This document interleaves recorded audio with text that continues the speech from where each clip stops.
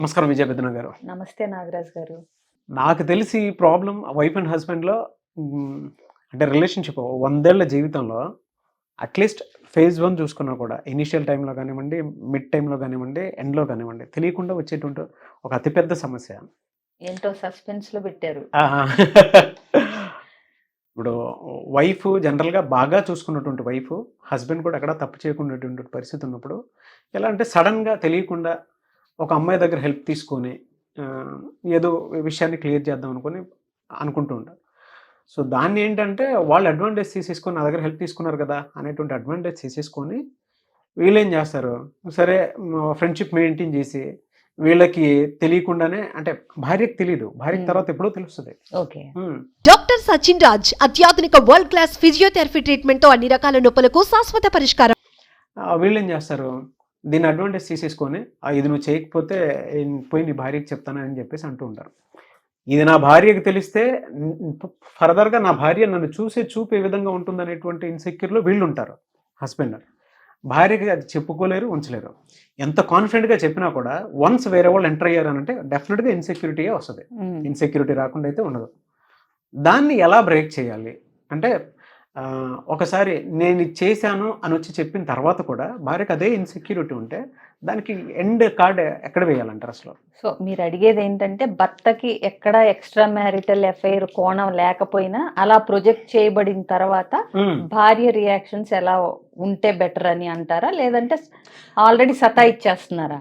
Already అంటే వెళ్ళి భర్త వెళ్ళి చెప్తాడు పాయింట్ ఇది కాదు ఇది అని చెప్పినా కూడా లేదు నాకు ఇన్సెక్యూరిటీస్ ఉన్నాయి, అది నేను బ్రేక్ చేయలేను, అక్కడ నాకు అది హాంట్ చేస్తూనే ఉందనేటువంటి ఉద్దేశంలో ఇంకా ప్రొలాంగ్ అవుతూనే ఉంది. దీనికి ఎక్కడ బ్రేక్ జనరల్ గా?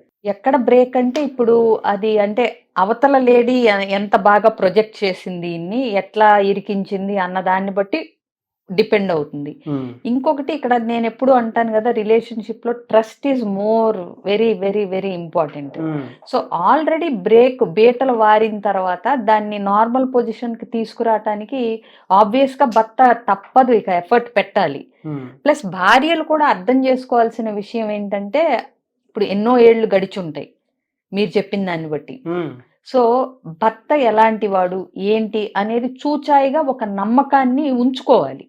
ప్లస్ ఇంకొకటి మామూలుగానే అలా టిల్ట్ అవ్వబోయి వెనక్కొచ్చి మళ్ళా జీవితంలో బాబోయ్ మళ్ళీ ఇటువైపు ఆడాళ్ళ వైపు చూడకూడదు అని రియలైజ్ అయ్యి శుభ్రంగా ఉన్నాళ్ళు చాలా మంది ఉన్నారు. ఎందుకంటే కాపురాలు కూలిపోతాయి ఇలాంటివి చేస్తే అనే భయం ఉన్నప్పుడు మళ్ళా ఆ ఫ్రెండ్షిప్ అనే తప్పు కూడా చాలా మంది చేయరు. అవును.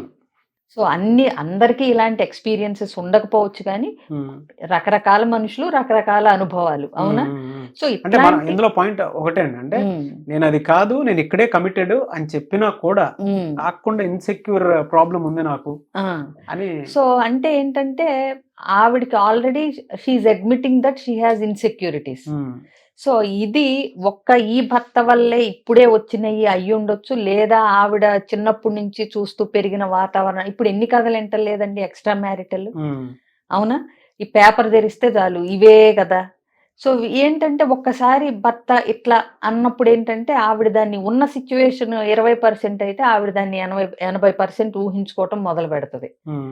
ఓకే ఇదంటే ఇప్పుడు సెట్ అయింది, కానీ మళ్ళా రేపు ఇలాంటివి చేస్తే ఏంటి అనే ఒక అనుమానపు ఇదిలోకి ఇన్సెక్యూరిటీలోకి ఆవిడే ఒప్పుకుంటుంది.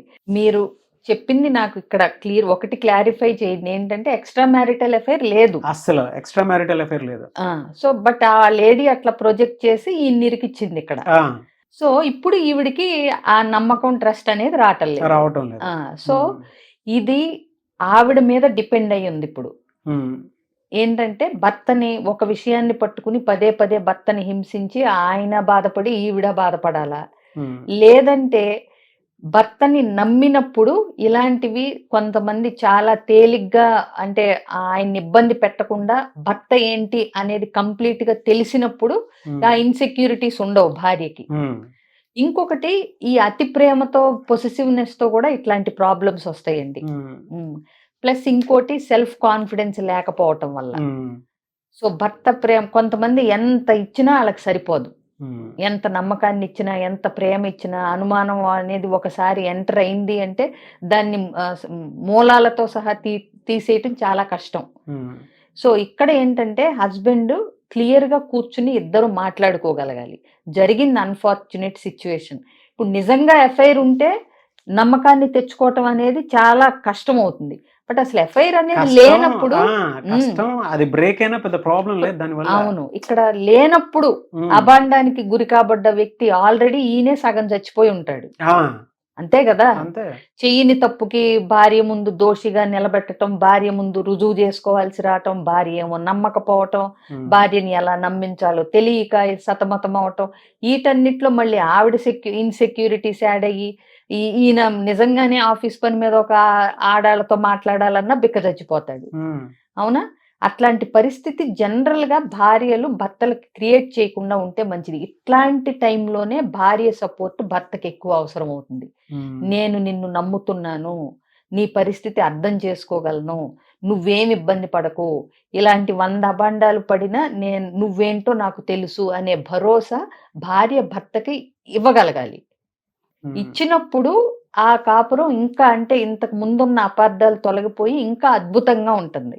అంతే తప్పితే నాకు ఇన్సెక్యూరిటీస్ ఉన్నాయి అని అదొకటి ఆ పదం పట్టుకుని అతన్ని రాచి రంపాను పెట్టి అనుమానంతో అతన్ని విసిగించి ఈవిడ ఇబ్బంది పడి ఆయన ఇబ్బంది పడి ఇద్దరికి నిద్రలేని రాత్రులు తెచ్చుకునే బదులు అట్లాంటి ఇన్సెక్యూరిటీస్ ఏమన్నా ఉంటే నన్ను కలవమని చెప్పండి. ఎందుకంటే అండి నమ్మకం చెప్తున్నాను కదా, ట్రస్ట్ అనేది very very very important. So పెళ్ళ ఎన్నేళ్ళైందో మీరు చెప్పలేదు. ఇన్నేళ్ల కాపురంలో భార్య అంటే ఏంటి, భర్త అంటే ఏంటి అనేది ఒకళ్ళకొకళ్ళకి తెలియలేదనుకోండి, అఫ్ కోర్స్ బయట చూస్తే బాగా ఎక్స్ట్రా మ్యారిటల్ అఫైర్స్ నిండిపోయి ఉన్నాయి, కాదంటలేదు. కానీ కూర్చుని మాట్లాడుకోగలగాలి అంటున్నాను. ఎందుకు ఇట్లా జరిగింది, ఏంటి, ఏమైంది, కమ్యూనికేషన్ అనేది, హౌ టు కమ్యూనికేట్ అనేది తెలవాలండి. ఇన్సెక్యూరిటీస్ ఆవిడకు ఉండటంలోనూ తప్పు లేదు, ఈయన మీద అబాండం పడటము దురదృష్టకరం. సో ఇవేంటంటే కూర్చుని మాట్లాడుకుంటే పరిష్కారం అవుతాయి. వాళ్ళల్లో వాళ్ళకి దాన్ని ఎట్లా పరిష్కరించుకోవాలో తెలియకపోతే ఏంటంటే ఇలాంటివి కౌన్సిలర్స్తో మాట్లాడటంలో తప్పు లేదు. వాళ్ళు థర్డ్ పర్సన్ ఇదిలో చూసి వాళ్ళిద్దరు కోణాలు మార్చి చెప్పగలుగుతారు. బట్ ఏదైనా చెయ్యని తప్పుకు దండించటం అనేది స్లోగా ఆ ఇన్సెక్యూరిటీస్లోంచి ఆవిడ బయటకు వచ్చి ఆయన అర్థం చేసుకుని ఆయనకు కూడా మోరల్ సపోర్ట్ ఇవ్వగలిగితే ఇంకా బాగుంటుంది. చెప్పిన పాయింట్లో నాకు ఒకటి చాలా క్లియర్గా అర్థమైంది ఏంటి అని అంటే, రిలేషన్షిప్ ఇయర్స్ బై ఎన్ని రోజుల నుంచి ఉంది అనేది కూడా చాలా ఇంపార్టెంట్. చాలా ఇంపార్టెంట్ అండి, which creates lot of understanding. ఎందుకంటే ఇప్పుడు ఎప్పుడూ కూడా ప్రేమ కంటే కూడా అర్థం చేసుకునే భార్య, అర్థం చేసుకునే భర్త ఇంపార్టెంట్. ఇతను ముందు నుంచి ఇది వాడికి అవలక్షణమా లేదంటే ఇది జనరల్ గా జరిగిందా అనేటువంటి క్లారిటీ ఆ ఒక్క ఇన్సిడెంట్ తోటి కూడా చెప్పేయచ్చు మనం. ఇది జరిగింది అని అంటే అప్పటి నుంచి లేదు, ఇప్పుడు ఇలా జరిగింది అని అంటే there is a chance to understand a lot. ఇంకా అప్పటికీ అర్థం కాలేదని అంటే ఏం చేయాలండి అప్పుడు? అంటే అర్థం చేసుకోలేనప్పుడే కదండి అపార్థాలు వచ్చేది. ఇప్పుడు ప్రేమని వ్యక్తీకరించడానికి ఒక అంటే అసలు ప్రేమ అంటే ఏంటి, దానికి ఒక రూపంగానే ఏముండదు. అర్థం చేసుకోవటం, నమ్మటం, నచ్చిన పనులు చేయటం, నచ్చినట్టుగా ఉండటం, గ్రాటిట్యూడ్ చూపించటం, ఎక్నాలెడ్జ్, అప్రిసియేషన్ చేయటం, ఇవే కదా ప్రేమ అంటే. సో వీటన్నిటిలోనే ప్రేమ కనిపిస్తుంది. సో కాబట్టి ఏంటంటే నిజంగా భర్తని ప్రేమించిన భార్య అయితే అతని పరిస్థితి అర్థం చేసుకుని అతనికి ఇలాంటప్పుడు అతనికి అంటే సాంత్వన కలిగించి ఇలాంటి అభాండం పడి సగం అంటే ఆ ఇన్సెక్యూరిటీస్లో అతను కూరుకుపోతే మళ్ళీ నాకు ఇన్సెక్యూరిటీ ఉందని చెప్పకుండా అతన్ని అందులోంచి తీసుకొచ్చి ఆ కాన్ఫిడెన్స్ ఇవ్వాలండి. కళ్ళల్లో కళ్ళు పెట్టి చూసి నీకు నేనున్నాను అనే కాన్ఫిడెన్స్ ఇవ్వగలిగితే కనుక ఆ భర్త అదృష్టవంతుడు అవుతాడు. మిమ్మల్ని అప్రోచ్ అవ్వాలంటే ప్రాసెస్ ఏంటి? చాలా సింపుల్ ప్రాసెస్ అండి. ఎలాంటి ఇబ్బందులుండి ఎలాంటి ఇష్యూస్ ఫేస్ చేస్తున్నా వాటిని ఎట్లా సాల్వ్ చేసుకోవాలి అనేది అర్థం కాని కన్ఫ్యూజన్లో ఉన్నా జస్ట్ స్క్రీన్ మీద స్క్రోల్ అవుతున్న నెంబర్ కాంటాక్ట్ చేస్తే మా టీం నా అపాయింట్మెంట్ డీటెయిల్స్ అన్నీ చెప్తారు. దాన్ని బట్టి తప్పకుండా కలవచ్చండి. థ్యాంక్ యూ అన్న, thank you so much. Thank you అండి. చూసారు కదండి వీడియో. ఈ వీడియోపై మీ అభిప్రాయం కమెంట్ బాక్స్లో పోస్ట్ చేయండి. అండ్ మీకు కనుక ఏదైనా డౌట్స్ ఉంటాయి, మానసిక పరమైనటువంటి డౌట్స్ ఉన్న రిలేషన్షిప్ వైజ్ ఏదైనా మీరు పొరపాట్లు జరిగి ఇబ్బంది పడిపోయి దాన్ని ఒక రైట్ వేలో తీసుకువెళ్ళాలి అనుకునేటువంటి వాళ్ళు, ఎలా వెళ్తే బాగుంటుంది, సొల్యూషన్ ఏ విధంగా తీసుకుంటే బాగుంటుంది అనుకున్నటువంటి వాళ్ళు విజయ పెద్మ గారిని కనుక మీరు మీట్ అవ్వాలి అనుకుంటే, అపాయింట్మెంట్ తీసుకోవాలనుకుంటే స్క్రీన్ మీద మీకు కాంటాక్ట్ నెంబర్ కనిపిస్తుంది, దానికి మీరు కాల్ ఆర్ మెసేజ్ వాట్సాప్ చేసి వెంటనే అపాయింట్మెంట్ తీసుకోండి. ఒకవేళ మీకు కాంటాక్ట్ నెంబర్ కనెక్ట్ అవ్వట్లేదంటే మిస్టర్ నాగ్ అఫీషియల్ 1 అని నా ఇన్స్టాగ్రామ్ ఐడి ఉంది, దానికి మీరు పర్సనల్ మెసేజ్ పెట్టినా కూడా నేను డెఫినెట్గా విజయ పెద్మ గారి టీమ్కి ఫార్వర్డ్ చేస్తాను. ఆ విధంగానే సరే మీరు అప్రోచ్ అవ్వచ్చు. ఈ వీడియో లైక్ చేయండి, షేర్ మాత్రం తప్పకుండా చేయండి. ఇలాంటి మరిన్ని వీడియోస్ కోసం మా ఛానల్ ఫాలో అవ్వండి. Thank you.